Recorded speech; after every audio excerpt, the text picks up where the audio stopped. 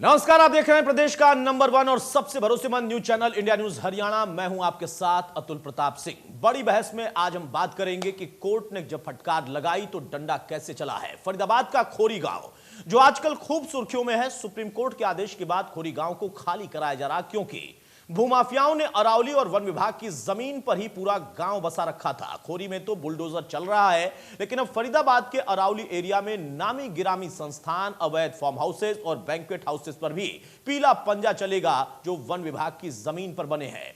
एक दो नहीं, अकेले फरीदाबाद में ही 100 से ज्यादा ऐसे संस्थान, फार्म हाउस और बैंक्वेट हॉल हैं। सबसे बड़ी बात यह है कि सभी के सभी राजनीतिक हस्तियों और बड़े लोगों के हैं, जिन पर अब सुप्रीम कोर्ट के आदेश के बाद कार्रवाई की तैयारी है। फरीदाबाद ही नहीं बल्कि गुरुग्राम और सोना में भी ऐसे 500 से ज्यादा फार्म हाउस हैं।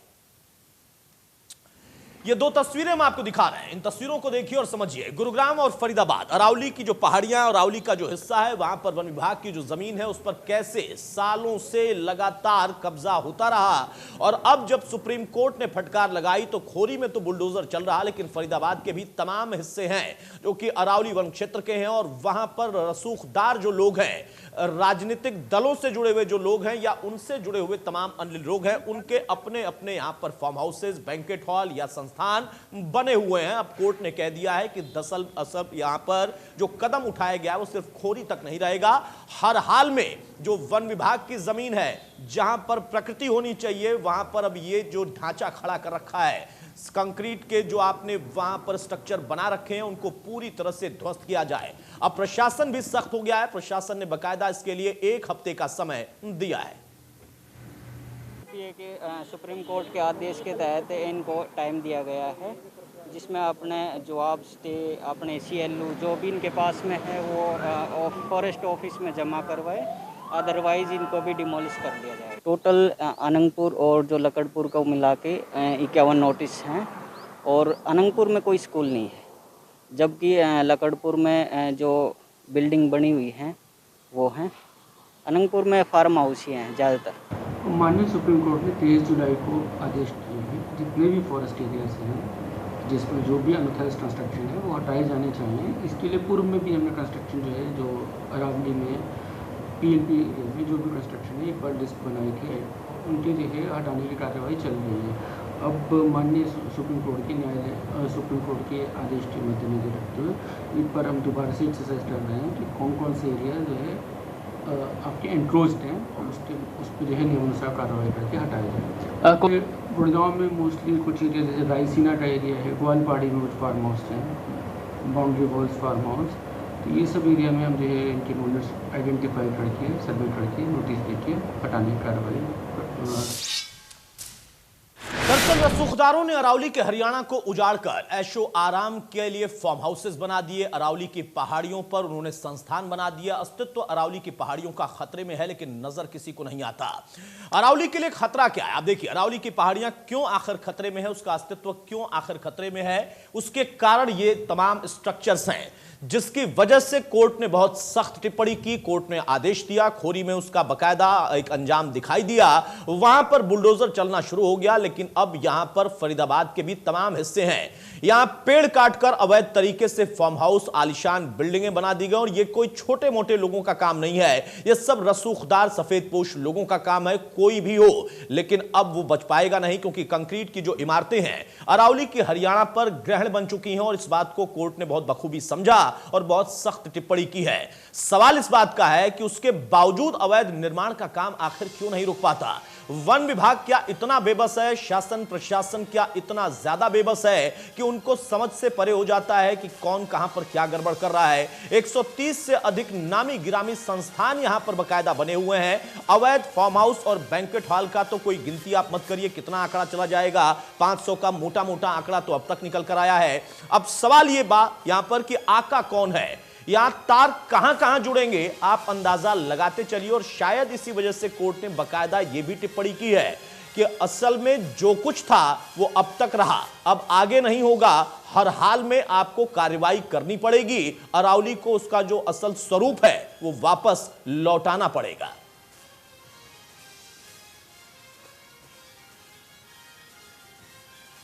बड़खल अनखीर इन तमाम जगहों पर गुरुग्राम, सोना ये भी इसमें शामिल है। 500 अवैध फार्म हाउसेज यहां पर बने हुए हैं। अतिक्रमण को लेकर कोर्ट ने बहुत सख्ती दिखाई है। नू इलाके में अभी भी धड़ल्ले से अवैध खनन चल रहा है। वहां पर सिर्फ स्ट्रक्चर तैयार नहीं किए जाते बल्कि खनन भी होता है।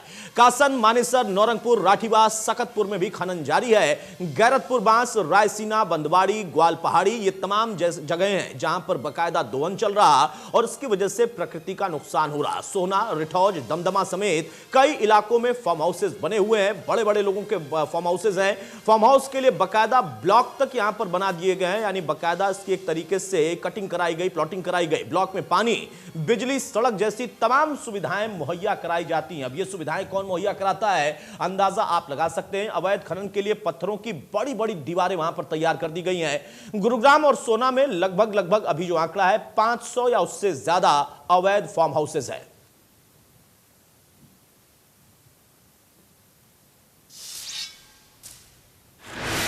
फरीदाबाद में किस तरह अरावली एरिया में फार्म हाउस का जाल फैला है, संवाददाता देवेंद्र कौशिक की एक रिपोर्ट दिखाते हैं। सुप्रीम कोर्ट के आदेश के बाद में जिस तरह से तमाम जो फार्म हाउस हैं उन्हें अवैध ठहरा दिया गया है और तोड़फोड़ के आदेश जारी कर दिए गए हैं, ऐसे में फार्म हाउस मालिकों में हड़कंप मच गया है, क्योंकि वन विभाग की तरफ से नोटिस सर्व किए जाने शुरू कर दिए गए हैं और एक लंबी फहरिस्त है ऐसे फार्म हाउस मालिकों की जिन्होंने अवैध रूप से वन क्षेत्र में PLPA जहाँ लागू होता है वहाँ बड़े बड़े फार्म हाउस बनाए गए हैं। और मैं आपको दिखाऊँ तो ये देखिए आप, ये लंबी लाइन में आप देख रहे हैं, ये अरावली की श्रृंखला जो है उसके अंदर बड़े बड़े फार्म हाउस बनाए गए हैं जहां लोगों ने शानो शौकत के लिए अपनी, और न केवल राजनीतिक लोग बल्कि नौकरशाह और जो बिजनेसमैन हैं उनकी तरफ से भी यहां फार्म हाउसों को बनाया गया। आप साफ तस्वीरों में देख सकते हैं कि किस शानो शौकत के तहत इनको बनाया गया है। पूरी तरह से रहीसी आप साफ तौर से इन फार्म हाउसों पर देख सकते हैं, ना केवल बाहर से बल्कि अंदर भी उससे भी ज़्यादा साज सज्जा इनमें कर लाखों रुपए लगाए गए हैं। और बताया जा रहा है कि जिस तरह से ये ऐशो आराम के लिए फार्म हाउस बनाए गए, अब वन विभाग का इन पर बुलडोजर चलने वाला है और ये तमाम जो फार्म हाउस है अब इनको ढहाया जाएगा। सुप्रीम कोर्ट की तरफ से सुनवाई हो चुकी है और एक लिस्ट भी वन विभाग की तरफ से जारी कर दी गई है। तमाम जो मालिक हैं उनको नोटिस दिए जा रहे हैं। केवल 7 दिन का नोटिस दिया गया है। अब देखना होगा कि नोटिस का वक्त जब पूरा होता है तो उसके बाद में वन विभाग की तरफ से किस तरह की तैयारी की जाएगी। और न केवल फार्म हाउस बल्कि कई शिक्षण संस्थान और धार्मिक स्थल भी अब इस जद में हैं। फरीदाबाद से देवेंद्र कौशिक, इंडिया न्यूज। बहरहाल तो बड़ी बहस में सवाल यह है कि अरावली में अतिक्रमण का असल में आका कौन है और क्यों वो आका किसी को नजर नहीं आता। क्या ये बकायदा प्लानिंग के साथ होता है, क्योंकि जिस तरीके से वहां पर नजर आ रहा है, जो नजारा अभी हमने आपको एक फार्म हाउस का दिखाया अंदर का नजारा, ऐसे न जाने कितने फार्म हाउस अरावली की गोद में बने हुए हैं। अरावली को काट कर बने हुए हैं, पेड़ों को काट कर, पत्थरों को वहां से काट कर, उखाड़ कर, और खनन एक और विषय है, खनन भी लगातार यहां पर हो रहा। तो सवाल यहां पर यही है कि आखिर क्यों इस तरीके की स्थिति बनी, और ये कोई आज की या 1 साल या 5 साल की नहीं है, ये लंबे समय से, सालों से धड़ल्ले से चलता हुआ। अब यहां अंदर से जो तस्वीर हम आपको दिखाएंगे, आप उसकी भव्यता को जरा देखिए और समझिए। सुप्रीम कोर्ट के आदेश के बाद में जो अरावली क्षेत्र में अवैध फार्म हाउस बने हुए हैं उन्हें तोड़ने के आदेश जारी कर दिए गए हैं और इसी के चलते अब वन विभाग के अधिकारियों की तरफ से जो फार्म हाउस मालिक हैं उनको अब नोटिस सर्व किए जा रहे हैं। इंडिया न्यूज़ के पास में भी वो लिस्ट है जिसमें बड़े बड़े सरमाएदारों के यहाँ फार्म हाउस, और ऐसे ही एक फार्म हाउस पर हम पहुँचे और आपको दिखा दें कि यहाँ बाकायदा विवाह और शादी जैसे कार्यक्रम किए जाते हैं और ऐसे में कुछ फार्म हाउस अपने निजी प्रयोग के लिए भी रखे जाते हैं। उनमें से ही एक ये बड़ा फार्म हाउस है। आप अगर देखेंगे तो पीछे तक ये इतना बड़ा फार्म हाउस है कि 3 पार्टियां एक बार में यहाँ अटेंड की जा सकती हैं। तो आप समझ सकते हैं कि अरावली क्षेत्र में जो सुप्रीम कोर्ट ने अब आदेश दिए हैं PLPA एक्ट के तहत, जितने भी ये इस तरह के अवैध फार्म हाउस आ रहे हैं अब उन्हें तोड़ना होगा। वन विभाग के अधिकारी इसी बात को लेकर अब नोटिस सर्व कर चुके हैं। 1 हफ्ते का टाइम दिया है कि या तो ये खुद फार्म हाउस मालिक इनको हटा लें, नहीं तो वो खुद तोड़ेंगे। इसके साथ साथ में अगर बात करें तो देखिए जिस फार्म हाउस पर हम खड़े हैं इसी तरह के जो फार्म हाउस हैं,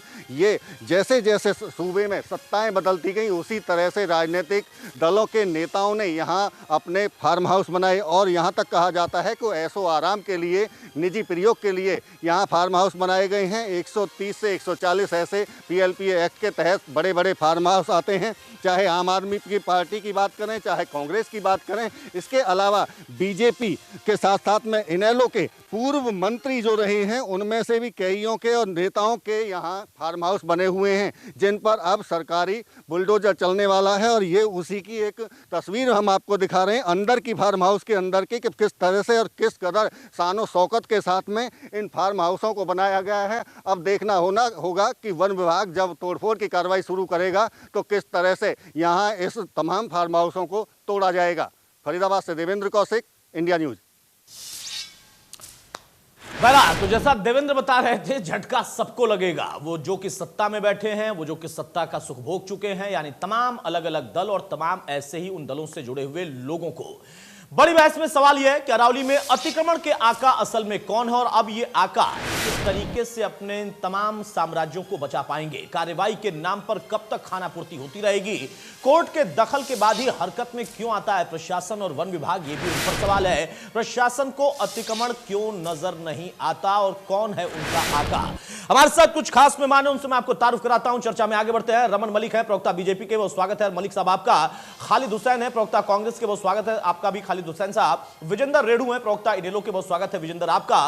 और अमित नेहरा साहब, वरिष्ठ पत्रकार भी हमारे साथ है, बहुत स्वागत है अमित नेहरा जी आपका। और साथ में जितेंद्र भड़ाना है, जो कि फाउंडर हैं सेव अरावली के, बहुत सक्रिय रहे अरावली को बचाने के लिए, कोर्ट में लंबी लड़ाई लड़ी, वो भी हमारे साथ मौजूद है, बहुत स्वागत है जितेंद्र आपका। शुरुआत में आपसे ही कर रहा हूं जितेंद्र, आज खुशी हो रही होगी कम से कम एक लंबी लड़ाई के बाद, जिस अरावली को बचाने के लिए आप लगे रहे, जद्दोजहद करते रहे, कोर्ट ने उस पर तगड़ा एक एक्शन लेने के लिए रोड मैप दे दिया और बोल भी दिया कि हर हाल में होगा ये। जी, बहुत खुशी का विषय है। केवल हमारे लिए नहीं, सारी जनता के लिए खुशी का विषय है।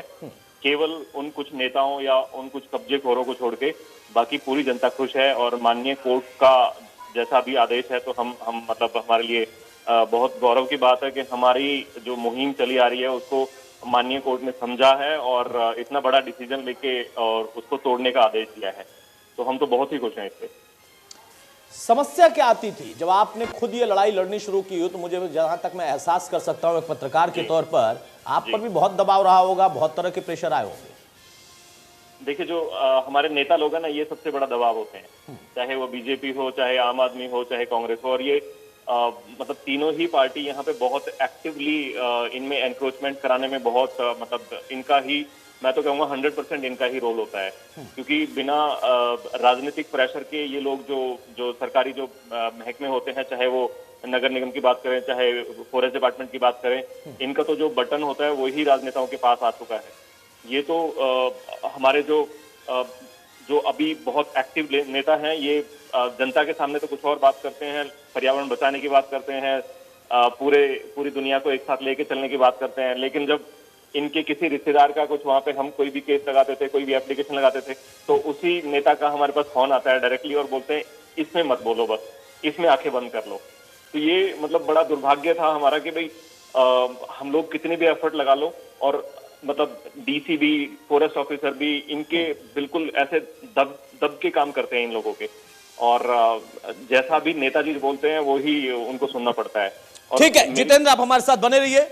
अमित नेहरा साहब, आका कौन है ये तो पता करना आप शासन प्रशासन का काम है, बहुत सारी बातें आपको भी पता है, लेकिन झटका सबके लिए होगा, इसमें किसी को शक नहीं होना चाहिए। एक बार थोड़ा सा और पीछे जाएं, ये तात्कालिक मामला नहीं है, ये बहुत लंबा चौड़ा मामला है। अगर मैं आपको समझा पाऊँ, दर्शकों को समझा पाऊँ कि मामला पूरा क्या है। जो अरावली पर्वत श्रेणी है वो विश्व की प्राचीनतम पर्वत श्रेणी है। यहाँ पे जो बायोडाइवर्सिटी है वो एक यूनिक डाइवर्सिटी है, और ये गुजरात से शुरू होके और अपना दिल्ली तक चली जाती है, जो कि लगभग 692 किलोमीटर की लंबाई में फैली हुई है। और आपको मैं एक आंकड़ा बताता हूँ विश्व वन्य संस्थान का। विश्व वन्य संस्थान की एक रिपोर्ट ये कहती है कि 1980 में अरावली में 247 वर्ग किलोमीटर में आबादी थी। आप इस आंकड़े को जरा गौर से सुने, 247 वर्ग किलोमीटर में आबादी बसी हुई थी अरावली के ऊपर, ठीक है, 1980 में। और आज के दिन अगर इसकी तुलना की जाए तो वो आबादी बढ़ के 638 वर्ग किलोमीटर में फैल चुकी है। ये एक बहुत बड़ा आंकड़ा है, 638 वर्ग किलोमीटर का। बिल्कुल। तो इसमें देखिए 47 वर्ग किलोमीटर में तो उद्योग लगे हुए हैं, एक बहुत बड़ी बात है ये। रहने के अलावा यहाँ पे फैक्ट्रियां तक लग चुकी है अरावली के ऊपर। बिल्कुल, तो ये गंभीर विषय है।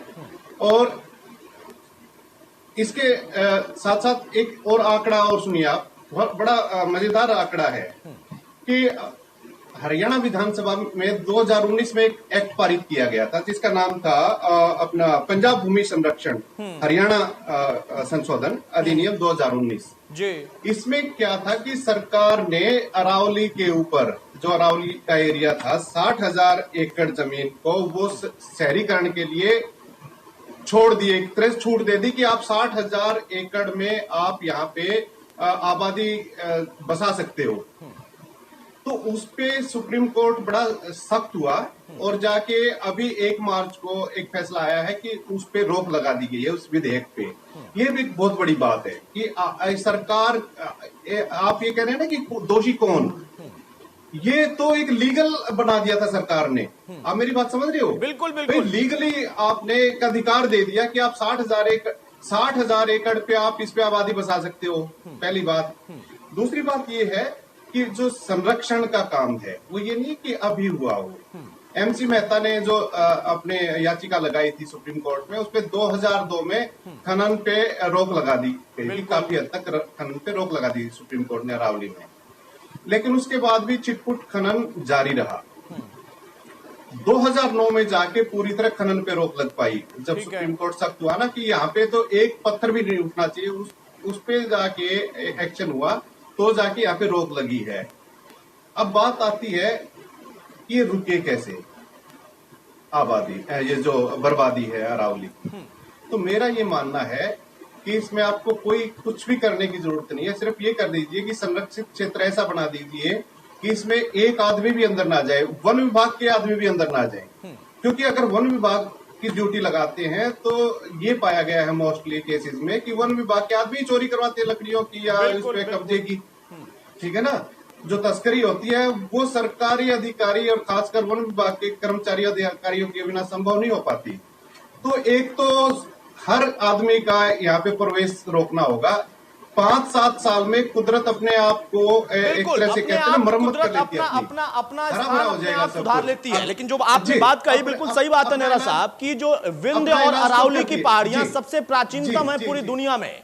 हम हमेशा सिर्फ और सिर्फ बात करते हैं यहाँ पर हिमालयन रेंज, जो कि न्यूली फोल्डेड माउंटेन की श्रेणी में आता है। जो अमेरिका का रॉकी इंडीज है वो न्यूली फोल्डेड जो माउंटेन है उसकी श्रेणी में आता है। लेकिन ये बहुत प्राचीनतम पहाड़ियां और उनकी श्रृंखलाएं, लेकिन उनको हमने कितना सजोया या कितना बर्बाद किया। रमन मलिक साहब, सवाल सब पर है, लेकिन आप चूंकि सरकार में है तो आपसे ज्यादा सवाल।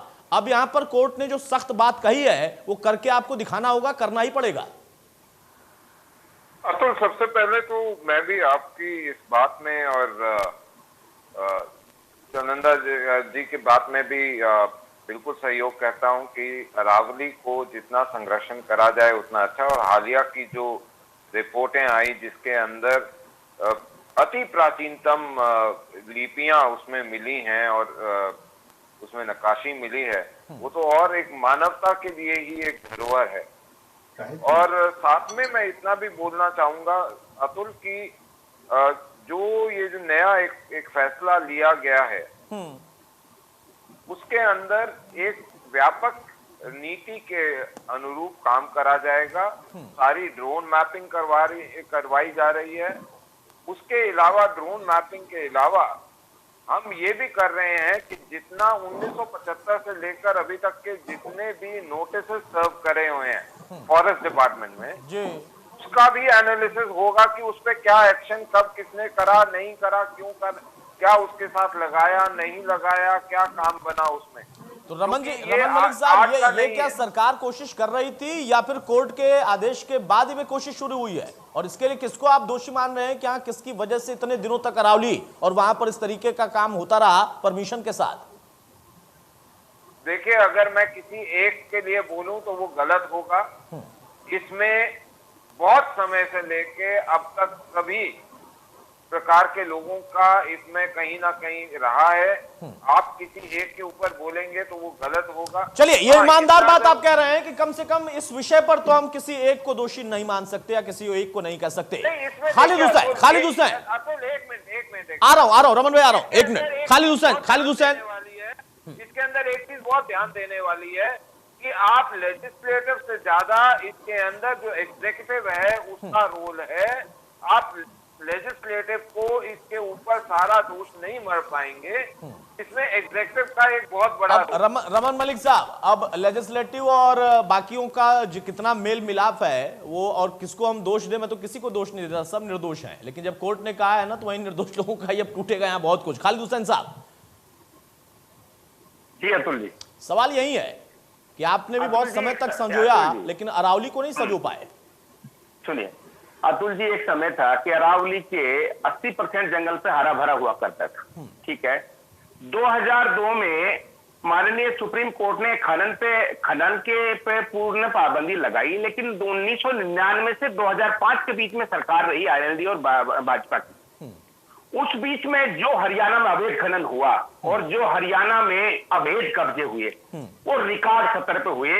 ये 2016 में फिर हाईकोर्ट को चंडीगढ़ हाईकोर्ट को बोलना पड़ा कि ये जो कुछ हो रहा है अरावलियों के साथ वो अच्छा नहीं हो रहा है। उसी फैसले को 2020 में माननीय सुप्रीम कोर्ट ने भी उसको मान्यता दे दी, लेकिन सरकार इस बीच में कई अलग अलग स्टेप लेती रही। 27 फरवरी 2019 को जब सरकार खुद एक प्रस्ताव पास करती है और ये कहती है कि हम अवैध को वैध बनाने के लिए माननीय हमारी सरकार जो है विधानसभा में एक प्रस्ताव लेके आती है कि हम शहरों का महानगरों का विस्तारीकरण करना चाहते हैं, जिसके अंदर गुड़गांव और फरीदाबाद को मेन रूप से टारगेट में रखा गया कुछ हिस्सा जिसमें नूह का आता था। 2 बड़े शहरों को और एक लगते हुए शहर को टारगेट में रखा गया, जिसका ये था कि सीधा हरियाणा की सरकार बिल्डरों को फायदा देना चाहती थी, जिस पर माननीय सुप्रीम कोर्ट ने बड़ी सख्त नाराजगी जाहिर की। माननीय सुप्रीम कोर्ट ने कहा कि सुप्रीम कोर्ट के आदेशों की अवहेलना है, और सरकार माननीय सुप्रीम कोर्ट ने उसमें फिर से रोक लगा दी। लेकिन सरकार जो है भूमाफियाओं अवैध खनन वालों को संरक्षण देती आई है। आज अभी क्या हुआ? लेकिन खालिद भाई, वो जो आप बीच में 10 साल सत्ता में थे, उसमें क्या हुआ था, वो थोड़ा सा बताइए ना।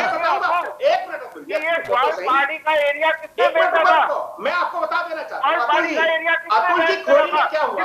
खोरी में आपने 80,000 परिवारों को उजाड़ दिया सरकार ने, लेकिन उसी खोरी के अंदर जो फार्म हाउस बने हुए हैं, जो शादियों के लिए बैंकेट हॉल बने हुए हैं, उनको सरकार ने नहीं छेड़ा है। कल भी नहीं छेड़ा था। आप कल सुबह जाके देख लीजिए। एक आदेश के लिए 2 तरह से, एक आदेश का आपने 2 तरह से इस्तेमाल कैसे किया? क्या वो आदेश सिर्फ गरीबों के लिए था? क्या वो आदेश सिर्फ मजबूर लोगों के लिए था? वो मजबूर लोगों को आप सड़क पर ले आते हैं, लेकिन वहीं बने हुए फार्म हाउस को, वहीं बने हुए बैंकेट हॉल को आप नहीं छेड़ते हैं। तो सरकार का दोहरा रवैया है। 60,000 परिवारों को सड़क पर डाल दिया। रमन मलिक कुछ पूछ रहे हैं, 1 मिनट। खालिद हुसैन, रमन मलिक कुछ पूछ रहे हैं, जल्दी से उनका सवाल हो जाए, उसके बाद मैं रेणु साहब के पास जाऊंगा। रमन मलिक सर, मेरे को इतना बता दीजिए, ग्वालपाड़ी का पूरे एरिया के ऊपर डीएलएफ के जो फार्म हाउसेस बने, उसके बाद इतनी सारी इमारतें बनी, वो किसके राज में बनी? किसने सीएलयू दिए? उसके बाद गोल्फ कोर्स का सीएलयू किसने दिया? उसके बाद सेक्टर 57-56 किसने काटा? उसके बाद 58 सेक्टर 59 सेक्टर से लेकर पूरा एरिया जो है जिसमें पहाड़ थे, आपने फ्लड प्लेन थे, वो किसने? ठीक है खालिद हुसैन, जल्दी से इसका जवाब दीजिए। खालिद हुसैन, आप मुझे बता दीजिए। मैं आपको बताना चाहता हूं कि जो सरकार ने कहा था कि 60,000 एकड़ जमीन हम विस्तारीकरण को लेना चाहते हैं, आप गुड़गांव में 17,000 एकड़ जमीन देते हैं, फरीदाबाद में 17,000 एकड़ देते हैं, और गुड़गांव में 11,000 एकड़ देते हैं, बिल्डरों को देते हैं विस्तारीकरण के लिए। उसका जवाब अब बीजेपी नहीं देगी, क्योंकि बीजेपी ऑलरेडी बीजेपी का जवाब आप नहीं देंगे, आपका जवाब बीजेपी नहीं देगी, क्योंकि किसने काटा मुझे लगता है मलाई तो सबने मिलकर चाटा है, और उसमें अब जवाब देने की बारी है। आप कह रहे हैं कि नेहरू के समय था, बीजेपी सत्ता में थी, 10 साल आपका था, उस 10 साल में आपने क्या काटा और क्या रोका, ये जवाब आपका होना चाहिए। बहरहाल विजेंद्र रेणु, आप पर भी आरोप है कि आप लोगों के रहते ही बर्बादी का वो किरदार शुरू हो चुका था, आज कोर्ट की सख्ती के बाद सब लपेटे में। अतुल जी, पहले तो आपको नमस्कार, सभी हमारे भाइयों को भी नमस्कार। और सबसे पहले तो मैं बधाई देना चाहूंगा हमारे भाई जितेंद्र को, जो सोशल एक्टिविस्ट हैं और जिन्होंने काफी लड़ाई लड़ने के बाद सुप्रीम कोर्ट को ये फैसला सुनाने के लिए तैयार किया और उन्होंने फैसला सुनाया। जितेंद्र भाई, आपको बहुत बहुत बधाई। अब दूसरी बात आती है, देखो अरावली पर्वत हिंदुस्तान का सबसे प्राचीनतम शाखा है विश्व की, और इसका संरक्षण बहुत जरूरी है, चाहे पर्यावरण की दृष्टि से हो और चाहे हमारे जिससे वर्षा होती है और होती है, सभी इसको बचा करके रखना बहुत जरूरी है और ये बचाया जाना चाहिए। लेकिन अतुल जी, मैं आपके माध्यम से हमारे कांग्रेस वाले जो भाई कह रहे थे भाजपा पर दोष मंड रहे हैं, और भाजपा वाले हमारे भाई कांग्रेस के दोष के ऊपर दोष मंड रहे हैं, लेकिन जितेंद्र जी ने सबसे पहले एक बड़ी बढ़िया बात कही थी कि आप पार्टी, भारतीय जनता पार्टी और कांग्रेस पार्टी का 100% योगदान रहा है इस अरावली पर्वत की सुंदरता को नष्ट करने में। और सबसे बड़ी बात तो ये है कि 1970 का रिकॉर्ड में देख रहा था अभी थोड़ी देर पहले कि 1970 में अरावली पर्वत के ये खोरी गांव हो चाहे फरीदाबाद में हो, यहाँ पर लगभग 7,000 मकान डेवलप हो चुके थे। अतुल जी, जो अभी रिपोर्ट आई, आपका जो बता रहे थे आपके भाई जो वहाँ के पत्रकार थे, दिनेश कौशिक शायद थे उनका नाम, उन्होंने कहा लगभग 135 ऐसे बड़े बड़े मॉल और बैंक्वेट हॉल वहां पर बन चुके हैं जिसमें एक ही टाइम में 3-3 शादियों का अरेंजमेंट किया जा सकता है। क्या ये mall without the government permission बन सकते हैं, विदाउट गवर्नमेंट इन्वॉल्वमेंट बन सकते हैं? 100% इसमें जहां गवर्नमेंट का हाथ है। और जो आका आप पूछना चाह रहे थे कि इसके आका कौन है, 100% इसमें आका सरकार है। अब कौन सी सरकार है, क्वेश्चन ये होता कौन सी सरकार है। अभी ये मेरे कांग्रेस वाले भाई कह रहे थे कि भारतीय जनता पार्टी ने 2019 में एक ऐसा एक्ट पास किया कि अवैध को वैध बनाने के लिए 60,000 वर्ग किलोमीटर में वहां पर एक शहर बसाने के लिए अनुमति प्रदान करने का काम किया। कांग्रेस सरकार ने तो इतना लैंड स्कैम किया है जिसकी कोई गिनती ही नहीं। जितने अभी हमारे भाई रमन जी गिना रहे थे, 100% में तो और बहुत छूटे हुए हैं। एक भू माफिया के रूप में हरियाणा प्रदेश की कांग्रेस सरकार प्रसिद्ध हुई थी। आप दिल्ली से लेकर के पंचकुला तक का रोड जाकर के खालिद हुसैन, जल्दी से एक टिप्पणी, फिर रमन मलिक की एक टिप्पणी। खालिद हुसैन, ये सारी चीजें अतुल जी ये सारी चीजें जो कही जाती हैं और मीडिया में फैलाई जाती हैं, इनका इनके पास कोई आधार नहीं होता है। मैं कह रहा हूं कि 1999 से 2005 के बीच में इस हरियाणा के अंदर जिस तरह से अवैध खनन हुआ, अवैध कब्जे हुए, वो रिकॉर्ड है पूरे हरियाणा में। लेकिन उसको मैं आनेगा, वो सरकार किसकी, आईएनएलडी और भाजपा की थी। सरकारों ने जो अभी 7 साल में पीछे क्या हुआ हरियाणा, आ रहा हूं पिछले 7 साल में जितेंद्र मैं आ रहा हूं आपके पास। पिछले 7 साल में हरियाणा में जो हुआ है कि सरकार अवैध को वैध परमिशन करना चाहती है, सरकार अवैध को वैध मान्यता देना चाहती है। अरावली जिसपे 80% कभी हरा भरा हुआ करता था, उसको तितर-बितर करके उसको बिल्कुल उजाड़ कर। रमन मलिक, देखिए एक मिनट इनसे ये पूछेगा, ये बार बार बोल रहे हैं अवैध को वैध, अवैध को वैध। मैं एक तो कांग्रेस को चैलेंज देकर ये बोलता हूँ, मलिक साहब ये रिकॉर्ड में है, विधानसभा में आपकी सरकार ने प्रस्ताव पारित किया था, ये रिकॉर्ड में है भाई। अरे सुनोगे या ऐसे उछलते कूदते रहोगे? नहीं उछल कूद नहीं है। अरे सुनिए, अब कूदिए मत ज्यादा, अब सुनिए, आप ये बताइए अवैध को वैध की बात कर रहे हैं ना, आपकी सरकार को वैध की बात कर रहे हैं ना, तो अवैध आपने कराया, 2014 से देने हुए आपको लाइसेंस दे रहे हैं। आपके पास कोई प्रूफ है इस बात का? आपके पास इस बात का प्रूफ है? और मैं कह रहा हूँ विधानसभा के रिकॉर्ड की मान्यता देने की कोशिश करी, जिसमें माननीय सुप्रीम कोर्ट को ठीक है। अब जरा आप दोनों शांत हो जाएं, जितेंद्र को मैं चर्चा में ला रहा हूं। जितेंद्र भड़ाना, पहला सवाल ये कि आपने 3 पार्टियों का नाम लिया, खुश हो गए हैं विजेंद्र रेणु के, इनेलो को आपने बख्श दिया। जरा इनके बारे में बताइए कि इनकी पार्टी और इनकी सरकार का क्या किरदार। और अब यहाँ देखिए, मैंने कम किया है, तुमने ज्यादा किया, इसकी लड़ाई हो गई है। बिल्कुल नहीं बख्शा है, एकदम नहीं बख्शा है, बिल्कुल। सुनिए विजेंद्र रेणु, किसी ने शुरुआत की है तो वो चौटाला साहब ने की थी, जो यहाँ पे बहुत गांव का, सिरोही गांव का, मैंने कहा था ना 1999 2005 बीच में इसी से शुरुआत की, पूरा पहाड़ साफ किया वो चौटाला साहब ने किया। उसमें कानूनी कार्रवाई तो उन्होंने देखी ही नहीं, उनको तो कागजों का पता ही नहीं होता था, वो तो इस तरह से बर्बादी की ओर लेके गए हैं।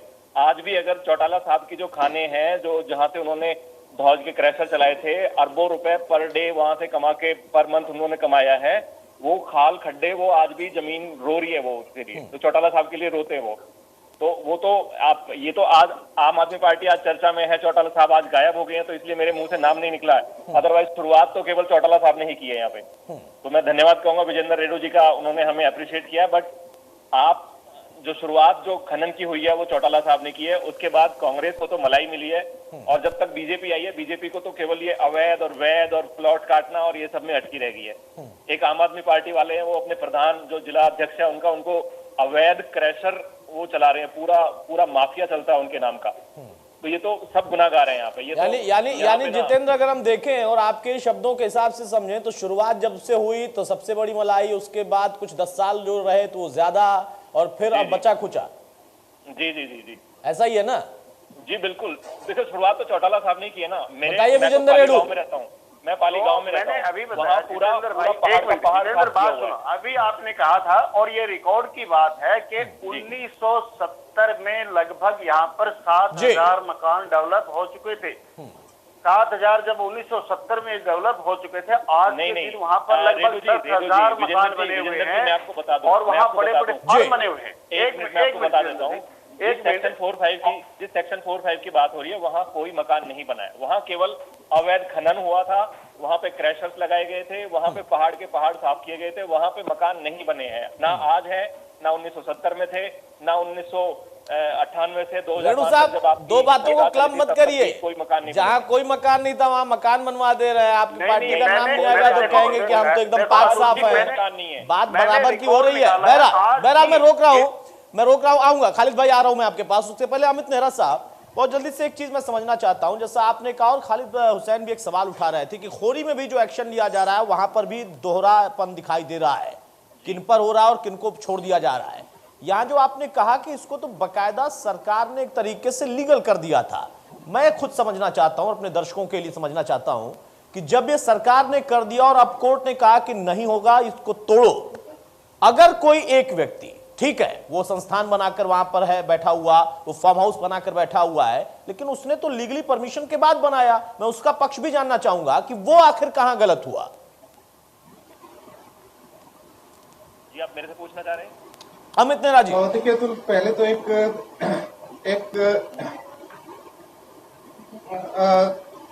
निराकरण करना चाहूंगा। अभी एक सदस्य ने कहा कि प्राचीनतम जो पर्वतमाला है, ये पर्वत श्रेणी है, और यहाँ पे खनन में काफी जो मिले हैं, वस्तुएं मिले हैं, प्राचीन वस्तुएं, लिपियां मिली हैं। ऐसा कुछ नहीं है। ये प्राचीन कोई सभ्यता का केंद्र नहीं रहा है। अरे ये प्राचीन पर्वतमाला है, यहाँ पे कोई सभ्यता की बात नहीं, प्राचीन सभ्यता नहीं हुई है। ये थोड़ा मिसगाइड हो जाएंगे। थोड़े दिन पहले ही रिपोर्ट आई है, जरा पढ़ लें जी। तो सुनो तो फिर आगे क्या है कि नेहरा साहब, आपने आर्कियोलॉजिकल सर्वे ऑफ इंडिया, आपने मैं कुछ सवाल, अमित नेहरा जी कुछ कह रहे हैं, जितेंद्र कुछ कह रहे हैं आपसे। जितेंद्र जी, अमित नेहरा जी, यहाँ पे जो आर्कियोलॉजिकल सर्वे ऑफ इंडिया की जो बात रमन मलिक जी ने बोली है वो बिल्कुल सत्य है। यहाँ पे मांगर, कोट और पाली का कुछ इलाका है जो बहुत ही टेंस जंगल हुआ करता था, जिसको कि धीरे धीरे कम किया जा रहा है, एक डेलिबरेटली। उसमें जब खान में आप जाओगे, जब वहां पे गुफाओं में आप जाओगे, तो वहां पे ऐसे कुछ कलाकृतियां मिली हैं जो कहा जा रहा है कि ये 30-40 हजार साल पुरानी है। कोई उनको 1 लाख साल पुरानी बता रहा है। तो अभी उस पर रिसर्च जारी है, जब तक कि कोई प्रमाण नहीं मिल जाता है, जब तक कि आर्कियोलॉजिकल सर्वे। ठीक है अमित नेहरा जी, रमन मलिक जी की जानकारी दुरुस्त है, बोले आप। जी जी जी। ऐसा जब रिसर्च हो जाएगी तब हम कह सकते हैं। अभी तक तो जो सबसे जो पुरानी सभ्यता, ठीक है, वो छोड़ दीजिए, वो हमारा विषय नहीं है, वो अलग विषय चला जाएगा, अब डिटेल हो जा रहा है जी। अब जो मैंने पूछा था वो ठीक बात है। जो प्रूव हो चुकी है के बारे में अगर कुछ बोलना चाहूँ, आऊंगा जितेंद्र, आऊंगा, मैं आऊंगा तब आप अब बोलिएगा। अमित नेहरा साहब को बोलने दें। अमित नेहरा जी, पहली बात तो ये है कि खोरी सब कुछ नहीं है, फरीदाबादी सब कुछ नहीं है, या गुड़गांव सब कुछ नहीं है। ये 692 किलोमीटर में फैला हुआ है ये इलाका, तो इस पे चर्चा करेंगे आप। तो अब बात ये रही कि आपने जो सरकार ने लीगल कर दिए हैं उनका क्या होगा। तो मैं एक छोटी सी बात बताना चाहूंगा कि एक व्यक्ति ने, जो डीटीपी होता है, डिस्ट्रिक्ट टाउन एंड प्लानिंग जो ऑफिस, उसमें आवेदन किया, भाई मैं एक सरकारी जगह पे मकान बनाना चाहता हूं, मुझे अनुमति दी जाए। तो डीटीपी ऑफिस ने कहा कि आप वहां पे नहीं बना सकते, तो उसने जवाब तलबी की ऑफिसर से, भाई वहां तो काफी मकान बने हुए हैं, ठीक है, क्यों बनवाया आपने? तो उन्होंने कहा कि उन्होंने अनुमति मांगी ही नहीं, उन्होंने अपने आप बना लिए। तो काफी कब्जा तो इसी तरह हुआ कि अनुमति मांगी ही नहीं, वहां पे लोगों ने अपने आप बना लिए।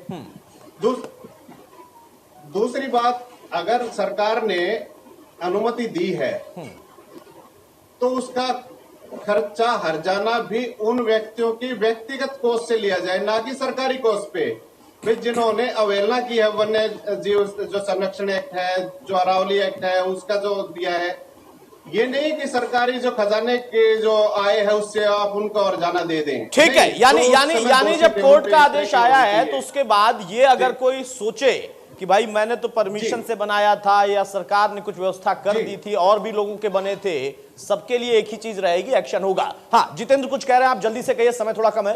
उन गांव के बारे में मैं बताना चाह रहा हूँ। तो खोरी तो एक खान रही है, ये पैसे की खान रही है, और इसमें सबसे ज्यादा जो पैसा कमाया वो नगर निगम वालों ने कमाया है।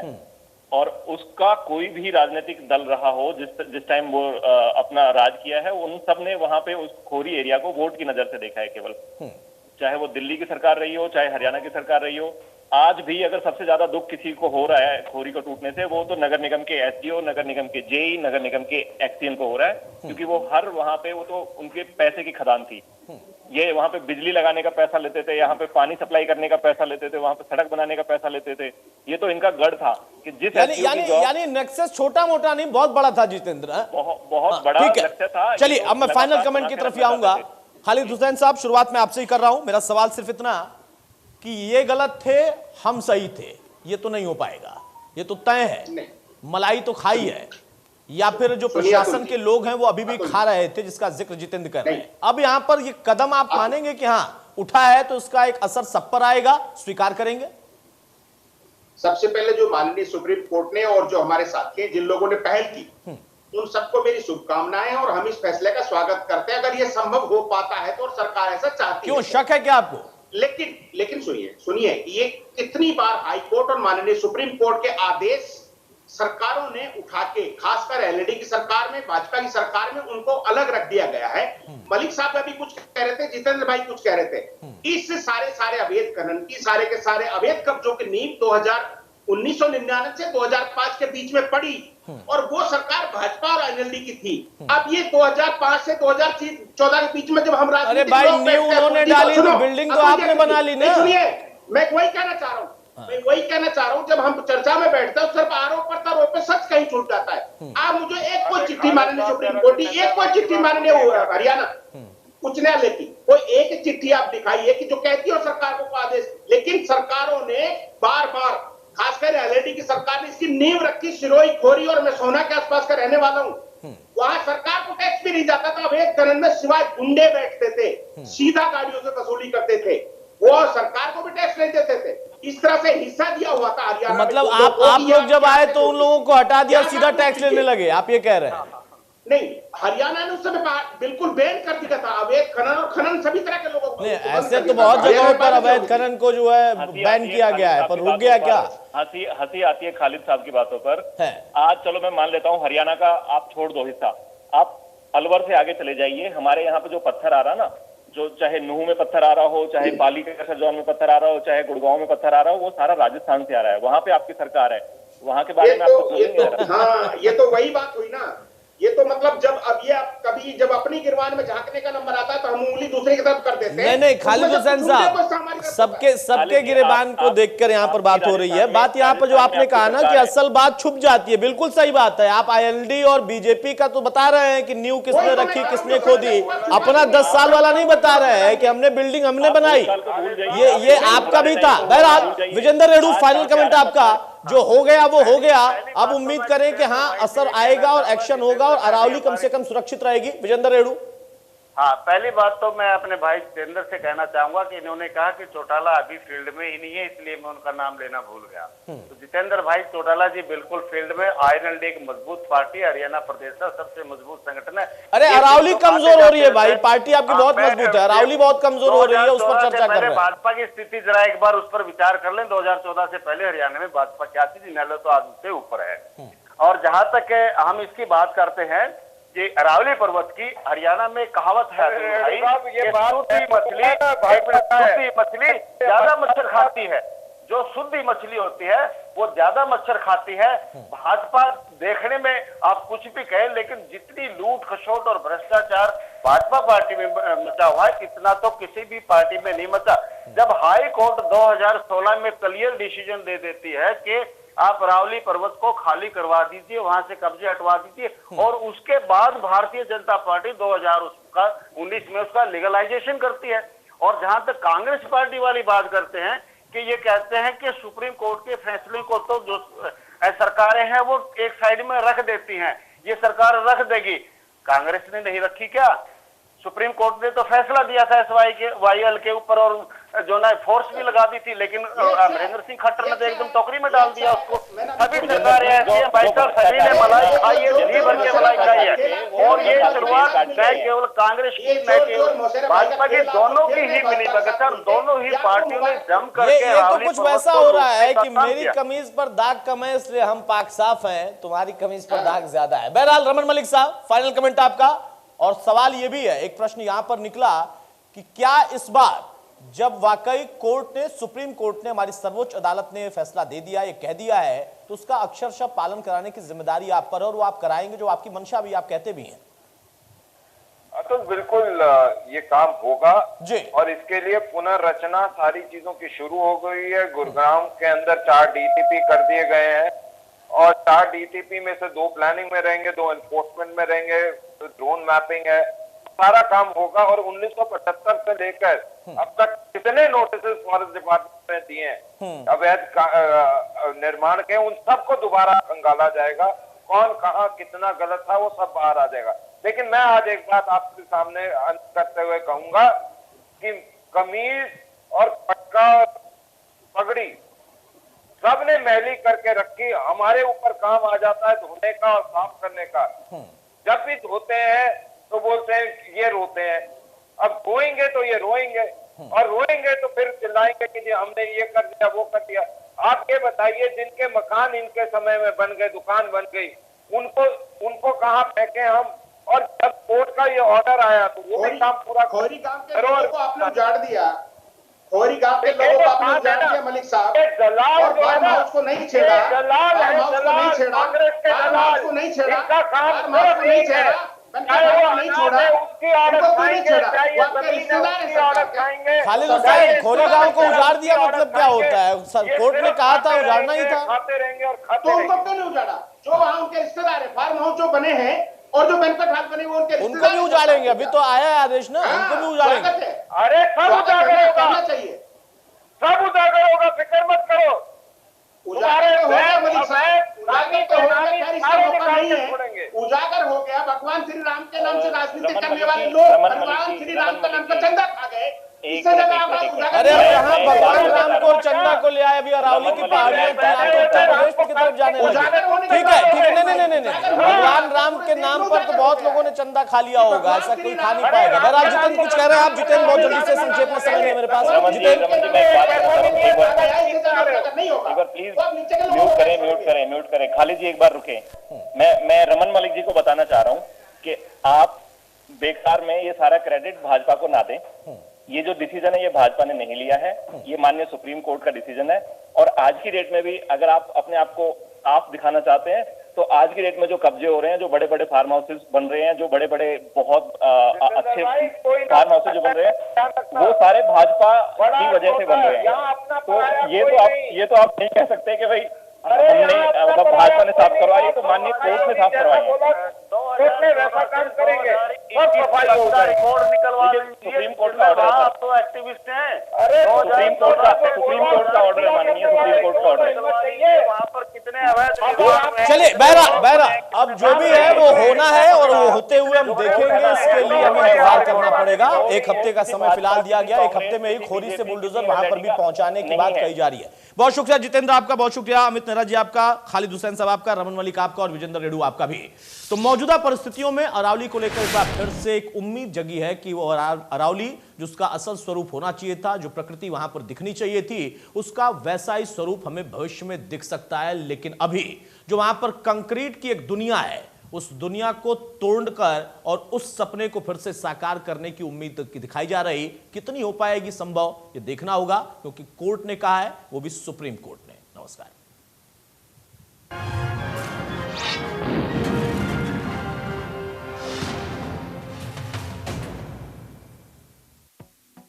एसोसिएट स्पॉन्सर पेट सफा आयुर्वेदिक चूर्ण, पेट सफा तो हर रोग दफा।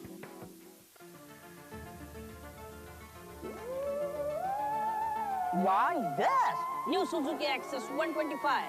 सुना है ये कम पीता है। अब इनको भी पता है Suzuki Access 125 with PS6 technology कम पीता है।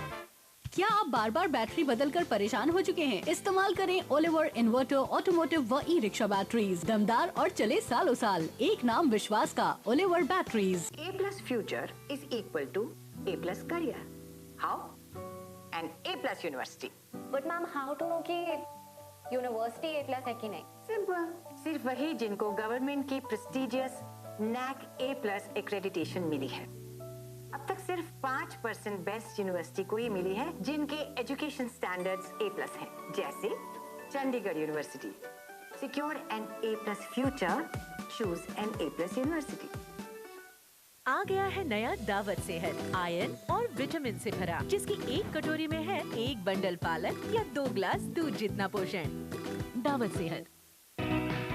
Achieve ambition.